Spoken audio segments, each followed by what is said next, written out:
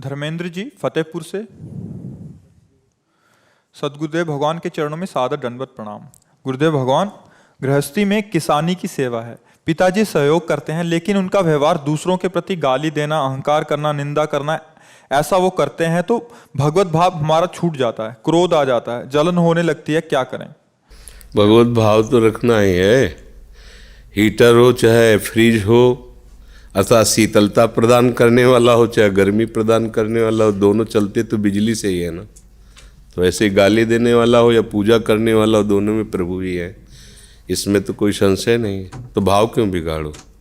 समझो, पहले मूल बात को समझना है कि बिजली तो सब में एक ही है ना, यंत्र अलग अलग है, उनका प्रभाव अलग अलग है। पंखा, कूलर, एसी, फ्रिज, हीटर, कितने प्रकार के यंत्र हैं। ऐसे नाना प्रकार की सृष्टि है, उनमें बिजली भगवान है।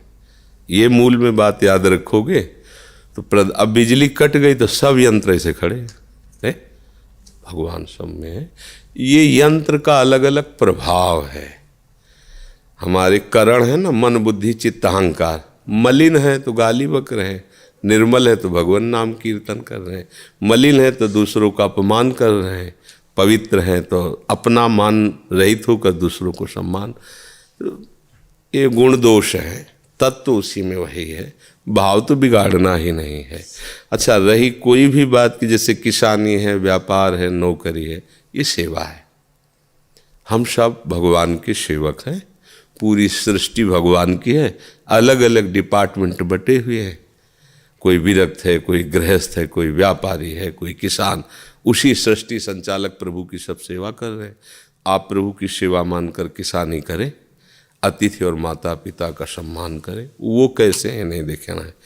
हम मूर्ति में सेवा इसलिए अच्छे से कर लेते कि मूर्ति कुछ कहती नहीं है, लेकिन मूर्तिमान प्रभु जब चलते फिरते माता पिता के रूप में है, तो देखो हमने देखा है वृद्धों की सेवा करके, वृद्धजनों की सेवा करो तो परिणाम में वो गाली मिलती है, क्योंकि वो भगवान ऐसा विधान रचते हैं। उनके पैर दबा रहे हैं, वो गाली दे रहे हैं। अब आपको गाली सह के चुपचाप सेवा करनी है। अगर उनकी गाली को सुनोगे तो फिर सेवा नहीं कर पाओगे। इसलिए मूर्ति सेवा से बढ़कर है ये मूर्तिमान जगत के चलते फिरते भगवान की। क्योंकि आप इनको प्रणाम मसाला नाटक कर रहा है, अब आपको लगे यार हम प्रणाम भी कर रहे ऊपर से गाली दे रहा है, तो फिर बात बिगड़ जाएगी। हमको बिल्कुल वैसे ही भगवत, बस इसी को टिका ले तो महात्मा हो गया। टिक नहीं पाता है, इसीलिए टूट जाता है, फिसल जाता है। एक बार हमको एक कथा में सत्संग में भी सुनाया है, जब हम गंगा किनारे भ्रमण कर रहे थे तो ब्रह्मावर्त बिठूर में गए, शाम का टाइम था। ऐसे गंगा जी की तरंगों का दर्शन करे तो बैठा हुआ था एक आदमी, उठ के आया हमारे पास लड़खड़ाता हुआ। हमें लगा शायद उसकी चाल ही ऐसी होगी, ये दिमाग नहीं गया कि मदिरा पिए, कि गंगा की लहरों को मदिरा पी के कोई कैसे देखेगा। वो तो नज़दीक आया तब गंध से पता चला कि शराब पिए। ऐसे किया, आओ तुमको एक चीज़ दिखाते हैं। नई अवस्था थी, कोई भय तो था नहीं, निर्भय स्वरूप था, शरीर में बल और ताकत थी कि अगर कोई किसी भी तरह तो एक थप्पड़ में ज़मीन में लौट जाए। ब्रह्मचर्य में जीवन था, अब तो किडनी फेलियर है का, चलो तो सावधान स्थिति में चले। वो भगवान के मंदिर में गया। जब भगवान के मंदिर में गया तो मेरी आस्था उसके प्रति की, शराब पिए तो क्या हुआ, इस स्थान में तो अच्छे लाया, देखो भगवान के श्री विग्रह का देखो। वहाँ हम देख रहे, तो उसने कहा देखो ये मूर्ति है, तिल तिल काटी गई है लेकिन टूटी नहीं, तो आज ये ऊपर रखकर पूजी जा रही। और कहा नीचे देखो, ये क्या है? हमका संगमरमर। ये क्या है? संगमरमर। बोले एक संगमरमर पैरों के नीचे बिछा, एक मूर्ति में संगमरमर वही है, पर देखो काट काट करके, लेकिन वो टूटी नहीं, तो आज वो पूज रही है। देखो ये नीचे। बोले टूटना नहीं कभी। तो हमने उसको पंचांग प्रणाम किया था, जैसे गुरुजनों को किया था। ये लीला तुम्हारी कुछ भी हो भगवान, आप मुझे उपदेश कर रहे हो, प्रणाम किया। हाँ, उन्होंने कहा जीवन में कभी टूटना नहीं, वो बस अंदर से। तो जब हम अपने प्रभु को देखते हैं तो हमारे मंगलमयी बात उनसे मिल जाती है हमको। आचरण कुछ भी। एक बार परिक्रमा लगा रहे थे वृंदावन में, 20-25 वर्ष पहले की बात होगी, तो एक पीपल में सीधे जैसे जल नहीं चढ़ाया जाता, ऐसे वो मूत्रेंद्री खोल के मूत रहा था महात्मा वेश में था। दृष्टि गई तो एकदम आवेश है, वो ऐसे मार गए में था, गए बाबा जी का भेष रखे खड़े खड़े मूत रहा है। जानते हो अश्वत्थ वृक्ष साक्षात भगवान वासुदेव का स्वरूप है। वाह रे ज्ञानी, वृक्ष में वासुदेव का स्वरूप और मेरे में वासुदेव का होश उड़ गए भाई। वृक्ष में तुम्हें वासुदेव दिखाई दे, मेरे में हमका गलती हो गई। प्रभु गलती हो गई, आप में भी है। आगे बढ़े, हर जगह वो भगवान, लीला कुछ भी करे वो भगवान ही है। हमें उसे प्रणाम करना है, हमें उसकी बात माननी है। मेरा भगवान सर्वत्र है। जब आप ऐसी भावना करोगे तो आपको शिक्षा देने लगेंगे। क्रियाएं उनकी कुछ भी हो रही हों, वो भगवान है, ये पक्का। बिजली वही है, पक्का है। अच्छे भाव से रहो। माता पिता कितना भी प्रतिकूल हो, पर तुम कभी प्रतिकूल ना होना। तुम भक्त हो, कंठी तिलक धारण किए हो, भगवत मार्ग में हो, कभी ऐसा। वो मारे भी तो चुपचाप पिट गए, चले गए। गाली दे रहे, सह लिया। किसी और को गाली दे रहे, झगड़ा होने वाला है, उसके पैर पकड़ रहे जो विपक्ष में है, क्षमा करो। इनका स्वभाव ऐसा ही है। उनकी रक्षा करो, उनकी, इससे भगवान प्रसन्न हो जाएंगे। समझ गए ना जी। महाराज श्री, व्यवहार में किसानी के कार्य में लोग एक दूसरे की निंदा करते हैं तो बहुत दुख होता है। भजन के विपरीत वातावरण है, कभी कभी क्रोध आ जाता है। रोजाना प्रभु की कृपा बल से निरंतर भजन का प्रयास करते हैं, लेकिन यही प्रयास करना है, कर नहीं पाते। दुष्संग का त्याग करना है। जैसे लोग निंदा आदि कर रहे हो, उठ के चल दो। उनकी भी बुराई मत करो, उठ के चल दो। जो भक्त होता है वो कहीं झगड़ा नहीं करता। भक्त में झगड़ा नहीं होता, कलह नहीं होती।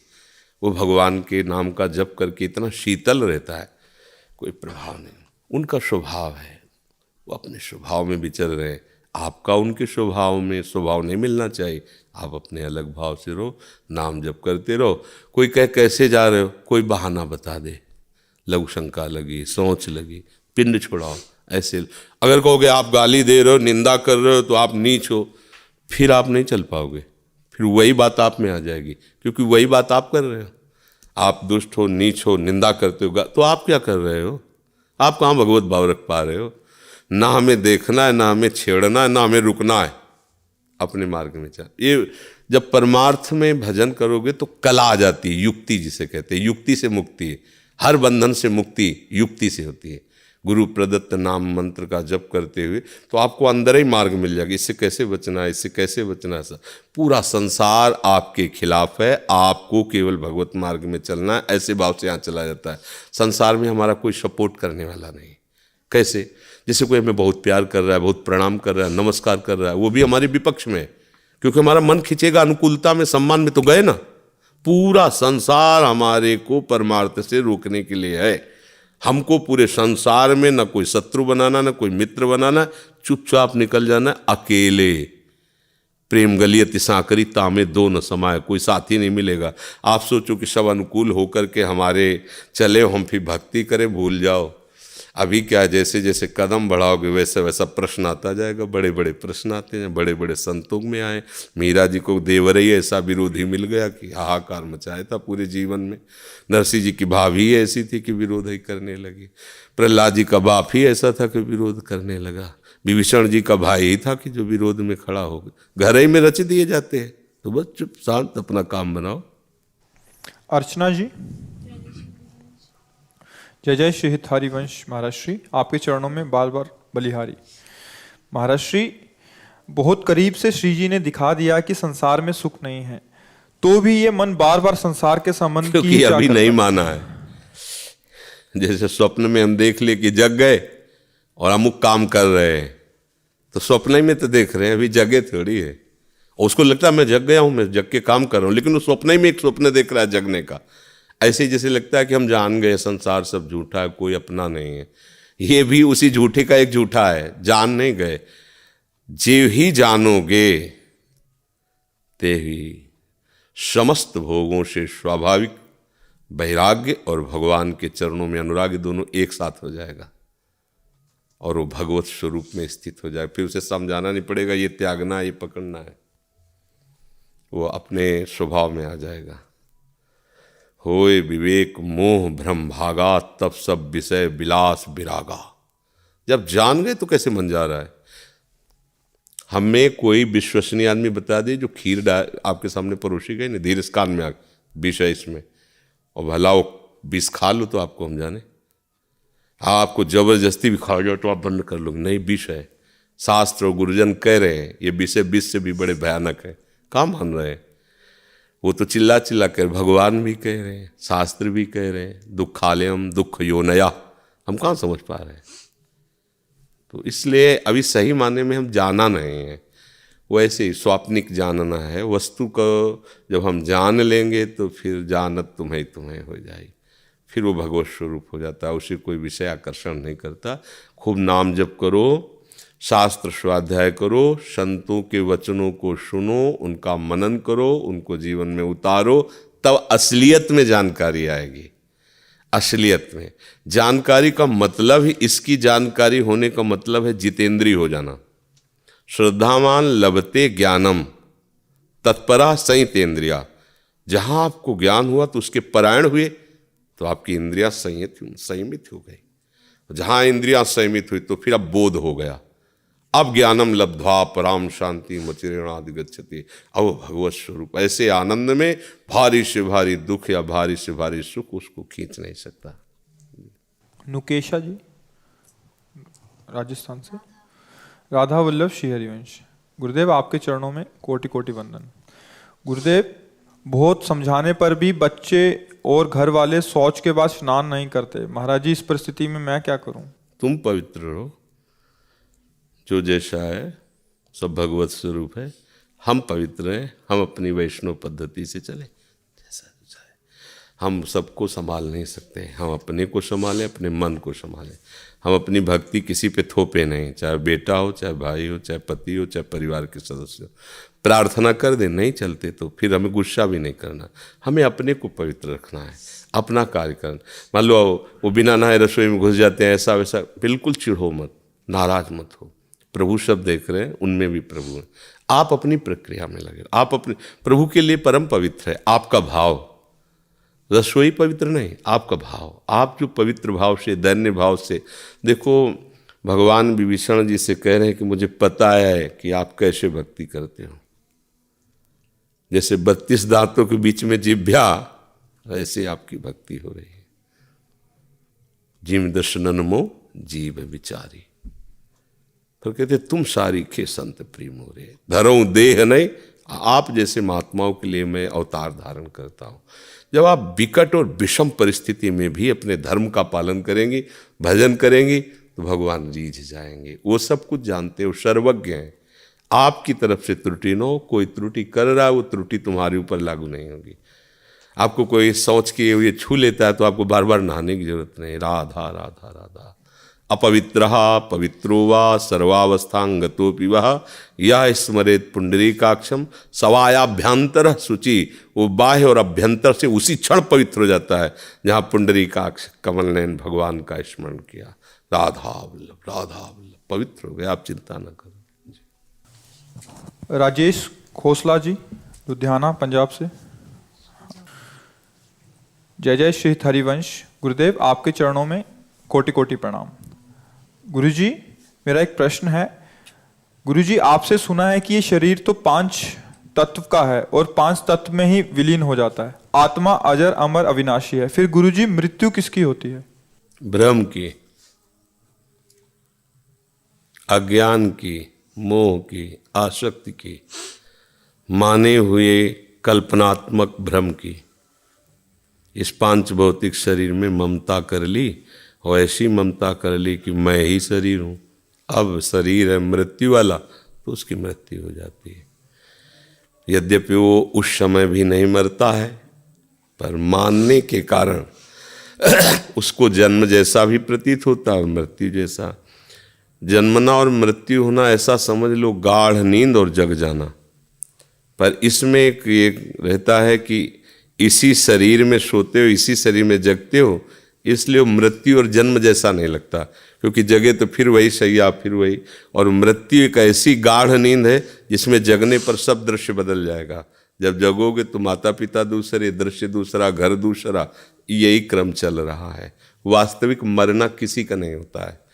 पंचतत्व में लीन हो गए आत्मा की जो मन बुद्धि चित्त अहंकार अंतःकरण के साथ तन्मयता है, वही उसको फिर नए शरीर को दिला देती है। नए शरीर में गया, वहाँ मान लिया मैं, फिर कर्म बने, फिर नया शरीर, फिर ऐसे क्रम चला रहा है। मृत्यु किसी की नहीं होती भाई। इसमें जो 5 तत्व हैं, वो अग्नि तत्व अग्नि में, आकाश तत्व आकाश में, जल तत्व जल में, वायु तत्व वायु में, पृथ्वी तत्व पृथ्वी में। कोई मरा नहीं ना, आत्मा अविनाशी अजर अमर है। तो वो अपनी आसक्ति लेकर के, जैसे जड़ भरत जी जो पहले भरत रूप में थे, मृग में अपना मान्यता मान ली, उससे प्यार करने लगे, तो अगला जन्म उनको मृग का हो गया। जन्म का मतलब है पोशाक, जैसे पैसे वैसी पोशाक। पर वो इसलिए पोशाक समझ में नहीं आती कि पोशाक तो पहना और उतार दिया, दूसरी पहना, पर हमें ज्ञान है। पर ये पोशाक ऐसी है कि उतरने के समय आप बेशुद्ध हो जाते हैं। जो मरता है मूर्छित अवस्था हो गई, और जब जन्मता है तब मूर्छित अवस्था हो जाती, माँ के गर्भ से निकलती। जब होश हुआ तो नया जीवन। तो उसे ये भूल गया कि हम पुराना उतार के आ रहे हैं, बस उसे ही नया जन्म मानकर फिर वही शुरू कर देता है जिसके कारण उसका नया जन्म हुआ। यदि साधु संग हो जाए, फिर उसको ये बात समझ में आई कि ये कब तक क्रम चलता रहेगा। पुनरपि जननम पुनरपि मरणम पुनरपि जननी जठरे शयनम। अब नहीं, अब इस चक्र को हम काटेंगे, देखेंगे क्या है। और जहाँ वो भजन किया और अंतःकरण निर्मल हुआ, तो कोई गांठ ही नहीं थी कि जिसे छोड़ना पड़े। वो जीवन मुक्त हो जाता है, फिर उसका कहीं जन्म नहीं होता, या वो भगवत स्वरूप हो जाता है। अगर भगवान की तरफ से आता भी है तो जगत कल्याण के लिए आता है, और वो कर्म बंधनों से युक्त नहीं आता है। पर खूब भजन करो तब ये बातें समझ में आएगी। अध्यात्म की बातें हैं। जैसे मैं शरीर नहीं हूँ, लग तो रहा है, नहीं लग रहा? हाँ, इतनी ममता हो गई कि लगता है कि मुझे थप्पड़ मारा है ना, मुझे। और हमारा स्वरूप क्या? नैनम छिन्नन्त्य शस्त्राणि नैनम दहति पावका न चैनम क्लेदयन्त्यापो न शुष्यति मारुता। आग जला नहीं सकती, अस्त्र छेद नहीं सकता, वायु सुखा नहीं सकती, जल डुबो नहीं सकता। तो हम कहाँ फंस गए? इस पांच भौतिक शरीर की ममता में। और इतनी जोर की ममता कि शरीर मेरा है ऐसा नहीं, मैं ही शरीर हूँ। बस यही बात है। ये भूल अगर सुधर जाए तो जीवन मुक्त हो जाए। इसी के सुधारने के लिए संत महात्मा भगत सब लगे हुए। नाम जप करो, सत्संग सुनो, धीरे धीरे हृदय जब पवित्र होगा तब ये बुद्धि से समझ में नहीं आएगी। क्योंकि जो बुद्धि से हम समझ रहे हैं वो बुद्धि ही अपवित्र है, तो क्या समझाएगी? पहले बुद्धि पवित्र हो। जैसे कोई नशे में हो, एक राजा जा रहा था, सवारी जा रही थी, बड़ी राज वैभव की सवारी। तो एक शराबी लड़खड़ाता हुआ आया, बोले ए राजा, बोल अपने हाथी की कीमत क्या है। तो वह सब आश्चर्यचकित, ऐसे कोई बात करता है राजा से? राजा ने कहा अभी नहीं, इसको जाओ बंद करो, इसे सुबह बात करेंगे। सुबह बोले भैया हाँ, हाथी खरीदोगे हमारा? बोले महाराज जो खरीदने वाला था तो गया। वो जो हाथी खरीदने वाला था शराब थी, वो तो गई महाराज, हम तो आपके जिलाए जी रहे हैं। बातें हैं।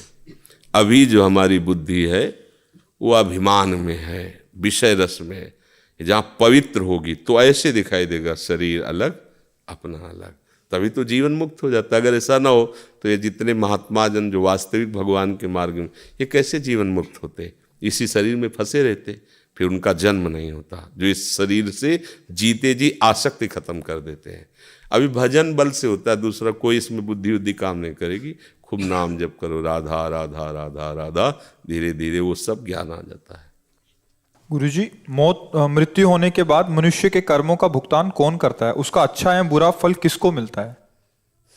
जो ममता अंतःकरण में कर लिए ना, तो अंतःकरण के सहित जीवात्मा भ्रमित होता रहता है।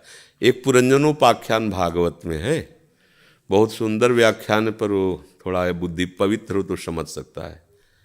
एक राजा पुरंजन नाम था, वो भ्रमण कर रहा था, तो जंगल में उसने एक बड़ा सुंदर महल देखा और उसमें 9 दरवाजे थे।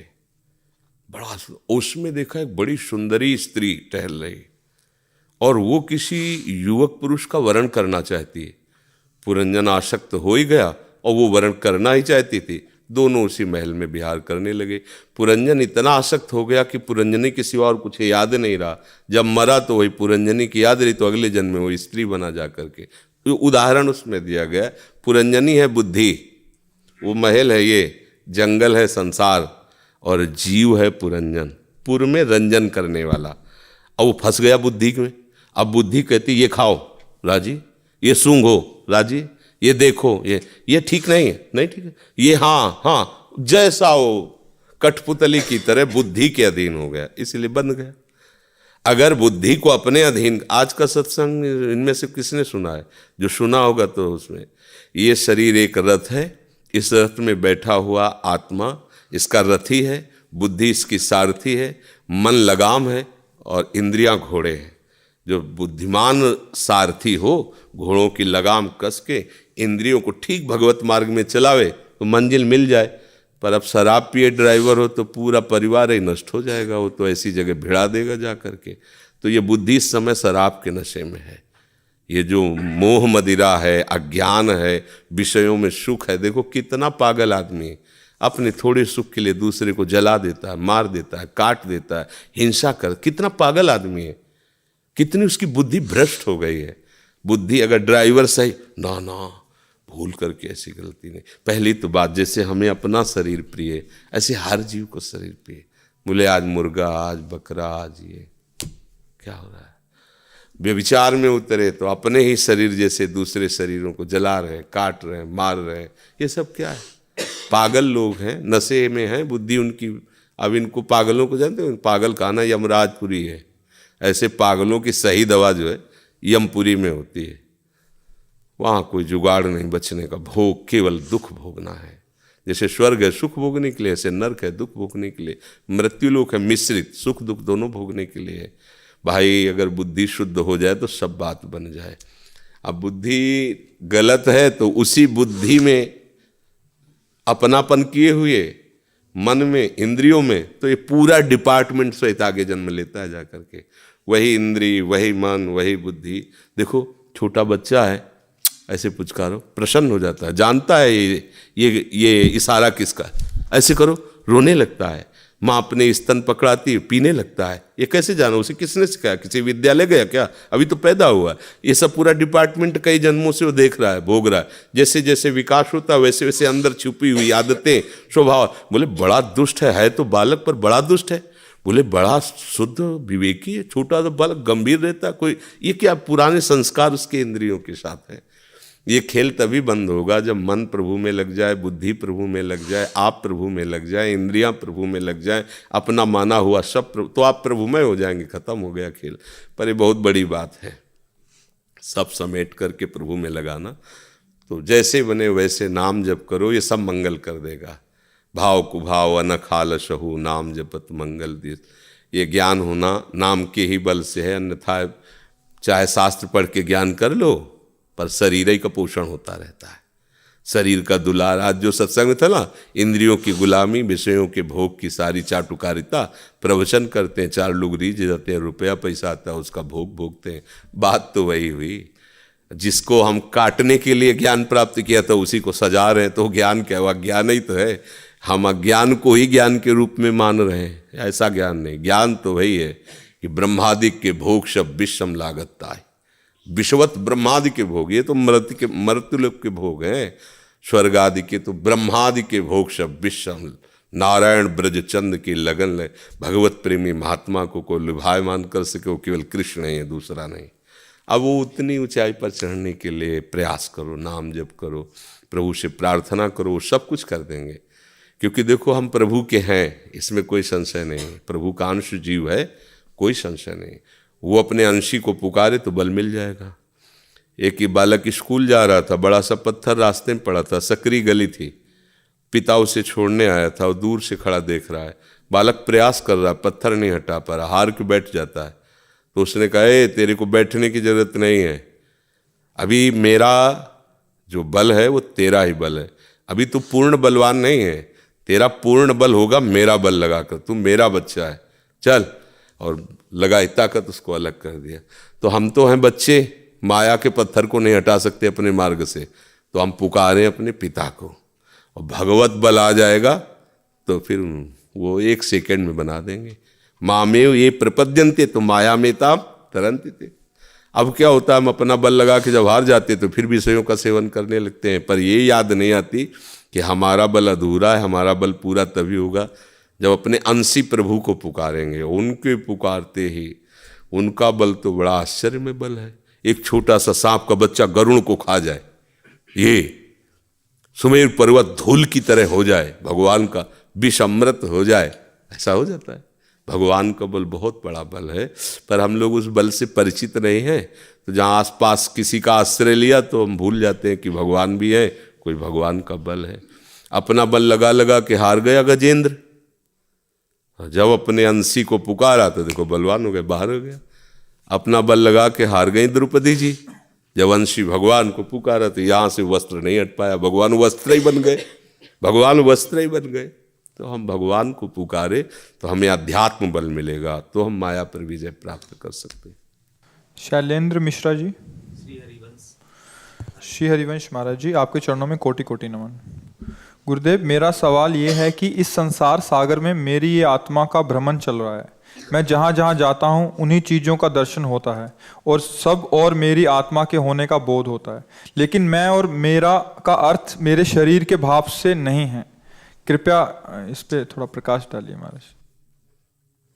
चूंकि अभी सही अनुभूति नहीं, इसलिए चीजें दिखना और आत्मा दिखना ये वही स्वप्न में जागने का भ्रम है। जब तक चीजें दिखती तब तक आत्म तत्व का दर्शन नहीं होता, जब आत्म तत्व का दर्शन होता है तब चीजें नहीं दिखती हैं, असलियत में है।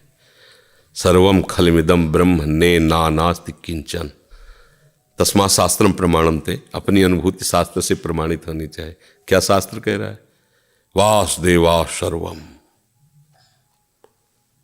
केवल भगवान, जित देखूं तित श्याम।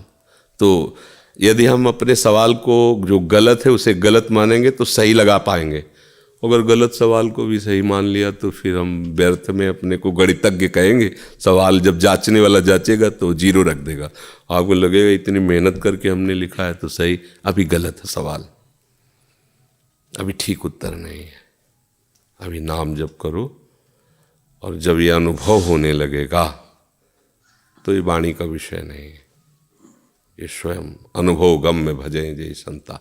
व्यवहार वैसे होगा, पत्नी के साथ पत्नी का, बेटी के साथ बेटी का, माँ के साथ माँ का, बहन के साथ बहन का, जिसके साथ जैसा बर्ताव वैसे ही होगा। बेटे को थप्पड़ मारा जाएगा, दबकाया जाएगा, पर ब्रह्मानुभूति में तनिक भी कमी नहीं होगी। उसी अनुभूति में, उसी भाव में रहता हुआ वो विचरेगा, पर वो भाव ऐसे नहीं आता। खूब नाम जप करो, नाम जप, निरंतर नाम जप। नाम, बिना नाम के सब बकवास हो जाएगा। ध्यान रखना, हम आपको चूंकि दोनों मार्गों से होते हुए आ रहे हैं, काशी के ज्ञान मार्ग से, उपनिषद से भी, और भगवत चरणारविंद की दास्ता से भी। भगवान की बड़ी कृपा रही कि हाफ जीवन दोनों दिखा दिए, नहीं तो प्रश्नों का उत्तर नहीं हो सकता था। अगर हमको उधर का मार्ग का ज्ञान ना होता ना, तो जैसे आप बोल रहे हैं, इन प्रश्नों के उत्तर नहीं हो सकते थे। क्योंकि उस मार्ग में महादेव जी ने चलाया, और इस मार्ग में भी तो प्रेम और ज्ञान दोनों मार्गों का, तो इसलिए अभी सवाल सही नहीं है। खूब नाम जप करो, वो स्वयं में ऐसी जागृति होगी, जो आप हैं वही सब है, जो सब है वही आप हैं, आप में सब है, सब में आप है, सब खत्म, केवल आप ही आप है। अब इतनी बड़ी बात आ जाएगी तो सब बात बल गईला। हम न तुम दफ्तर गुम, देखत देखत ऐसा देख, मिट गई दुविधा रह गया एक, न मैं न तू। वो स्थिति है, और बड़े बड़े महात्माओं ने इस स्थिति की प्राप्ति के लिए कितना तप किया, कितना साधन किया, कितना त्याग किया। तो हम उनके पद चिन्हों पर तो नहीं चल सकते, पर उनकी बात मान ले तो उनकी कृपा से वहीं पहुंच जाएंगे, ये पक्की बात है। जैसा वो करके अनुभव किए वो अपने नहीं कर सकते, लेकिन वो जैसा कह रहे हैं अगर हम मानना शुरू करें तो हम पर कृपा करके वो अपनी वस्तु दे देंगे। मोक्ष मूलम गुरु कृपा, वो कृपा कर देंगे तो हमारा काम हो जाएगा। साधन तो हमसे वो नहीं बन सकता, तो बस राधा राधा राधा राधा राधा, हाँ जासु कृपा, सब भ्रम मिट जाए। बस उनकी कृपा का भरोसा रखो।